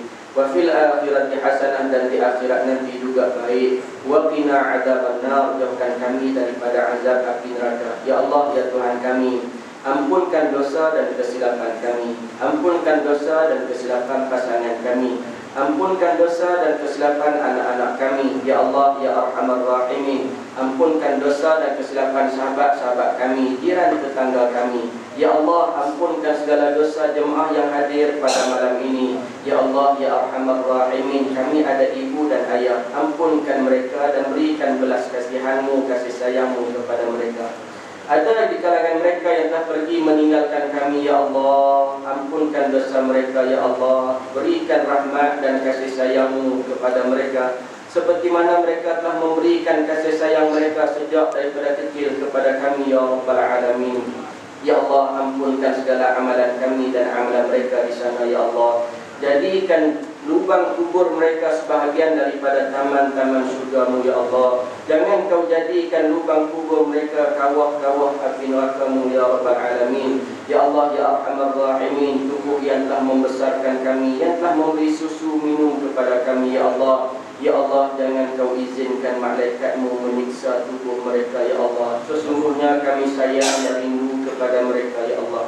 Ya Allah, ya Arhamar Rahimin, jadikan kami manusia yang istiqamah dalam beribadah kepada-Mu, ya Allah. Ya Allah, ya Arhamar Rahimin, kurniakan kesihatan yang baik kepada kami untuk terus mengabdikan diri kepada-Mu, ya Allah. Ya Allah, ya Arhamar Rahimin, jadikan kaki kami melangkah ke tempat yang baik, ke rumah-Mu, ya Rabbal Alamin. Ya Allah, jadikan tangan kami tangan yang senantiasa memberi dan melakukan kebaikan, ya Allah. Ya Allah, ya Arhamar Rahimin, jadikan mata kami mata yang memandang ke arah kebaikan, ya Allah. Ya Allah, jadikan lidah kami yang tidak bertulang ini lidah yang senantiasa berzikir kepada-Mu, ya Allah. Lidah yang senantiasa berselawat kepada Nabi-Mu, ya Allah. Lidah yang senantiasa membaca Al-Quran, ya Allah. Lidah yang senantiasa mengucap kalimah la ilaha illallah. Ya Allah, kami yakin kepada sabda Nabi kami, ya Allah. Barang siapa yang akhir kalimatnya, ya Allah, menyebut la ilaha illallah, dakhalal jannah, akan dimasukkan ke syurga-Mu, ya Allah. Ya Allah, ringankan lidah kami untuk menyebutnya, ya Allah. Jangan Kau beratkan, ya Allah. Ya Allah, ya Arhamar Rahimin, walaupun berat lidah kami nak sebut kalimah itu, ya Allah, ringankan supaya kami dapat menyebutnya, ya Allah, ya Arhamar Rahimin.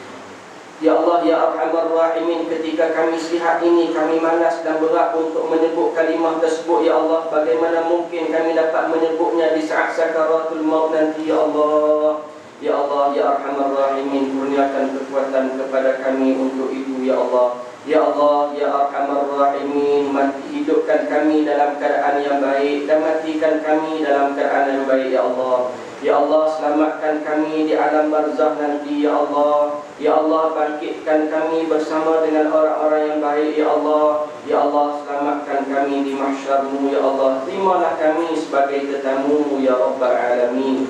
Ya Allah, Ya Arhamar Rahimin, jangan Kau jadikan kami manusia yang dahaga di akhirat nanti. Ya Allah, kami yakin dengan kata-kata Nabi kami. Ya Allah, sesungguhnya Engkau telah menyediakan telaga Kausar kepada Nabi kami dan dikhususkan kepada umat Nabi-Nya. Ya Allah, izinkan kami dapat minum minuman daripada telaga Kausar. Ya Allah, yang airnya lebih manis daripada madu dan lebih putih daripada susu. Ya Allah, Ya Allah, Ya Arhamar Rahimin, kerana di sana nanti ada manusia yang disekat oleh malaikat-Mu. Ya Allah, sehingga kan Nabi kami bertanya kenapa mereka disekat. Lalu dijawab kepada Nabi kami, Ya Allah, kerana mereka berpaling daripada ajaran-Mu ketika mana hidup di dunia. Ya Allah, oleh yang demikian, Ya Allah, jadikan kami orang yang mengikuti Nabi kami, ajaran Nabi kami dan sunnah Nabi kami sallallahu alaihi wasallam. Ya Allah, jadikan kaki kami kaki yang selamat ketika mana titian sirat. Ya Allah, janganlah Kau jatuhkan kami ke bawahnya. Ya Allah, kerana neraka akan menyambar kami. Ya Allah, Ya Allah, jadikan tangan kami berpaut dengan tangan Nabi sallallahu alaihi wasallam yang menanti di hujung titian sirat. Ya Allah, Ya Allah, jangan Kau jatuhkan kami. Ya Allah, sesungguhnya kami sayang dan rindu kepada Nabi kami dan rindu kepada Nabi kami. Ya Allah, dan Nabi kami sayang kepada kami. Ya Allah, jangan Kau pisahkan kami di akhirat nanti. Ya Allah, izinkan kaki yang banyak dosa ini melangkah ke syurga-Mu. Ya Allah, Ya Allah, izinkan kaki yang banyak dosa ini melangkah ke syurga-Mu dengan Nabi kami. Ya Allah, masukkan kami bersama dengan keluarga kami. Ya Allah, seluruh yang hadir ini. Ya Allah, untuk kami bersama-sama dalam syurga-Mu. Ya Allah, jauhkan kami daripada azab api neraka-Mu. Allahumma Rabbana atina fid dunya hasanah. Wahai Tuhan, jadikan hidup kami di dunia ini baik, wa fil akhirati hasanah, dan di akhirat nanti juga baik. Wa qina adzabannar, jauhkan kami daripada azab api neraka. Wa sallallahu ala sayyidina wa maulana Muhammad wa ala alihi wa sahbihi wa baraka wa sallam. Walhamdulillahi rabbil alamin. Assalamualaikum warahmatullahi wabarakatuh. Takbir. Allahu akbar. Slow, tak slow. Allah Akbar, nak kuat. Takbir. Allahu akbar.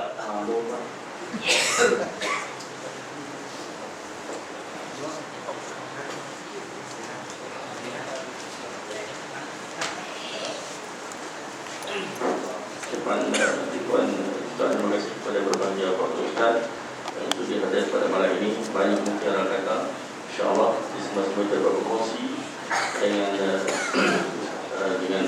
ilmu yang saya sampaikan kepada kita. Jadi untuk makluman tuan-tuan dan puan-puan, insyaAllah program kita pada pagi esok sudah subuh Ustaz Salih Mahmud Al-Hafiz, dan pada pagi Sabtu Syekh Yusuf Al-Ahmad, insyaAllah. Jadi bakat mayang ramai kita dan rumah Allah, insyaAllah. Jadi di bawah sana ada kopi, tuan-tuan boleh, dan perempuan kalau tak ada duit balik ambil duit, main batu beli, insyaAllah. Anak pilihan tadi. Jadi mari kita sama-sama tangguhkan diri kita pada malam ini dengan tasbih kafaratul masjid dan salat asar.